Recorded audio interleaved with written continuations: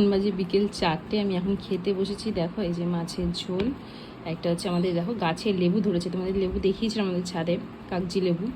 এই যে একটা লেবুর টুকরো নিয়ে নিয়েছি, একটু আলু সিদ্ধ আছে, মেয়ের জন্য দিয়েছিল মা।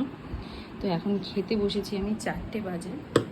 তো পুজো সেরে উঠলাম, স্নান করতে ঢুকেছি তখন 3:10 প্রায়।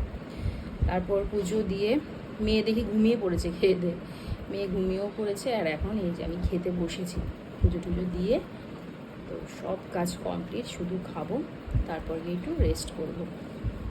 আজকে প্রচণ্ড প্রচণ্ড দেরি হয়ে গেছে, বুঝতেও পারিনি, মানে অনেকটাই কাজ ছিল, আলাদা কাজ কর এই জন্য। তো চলো এখন আমি খেয়ে নিই তাড়াতাড়ি করে, প্রচণ্ড খিদে পেয়েছে।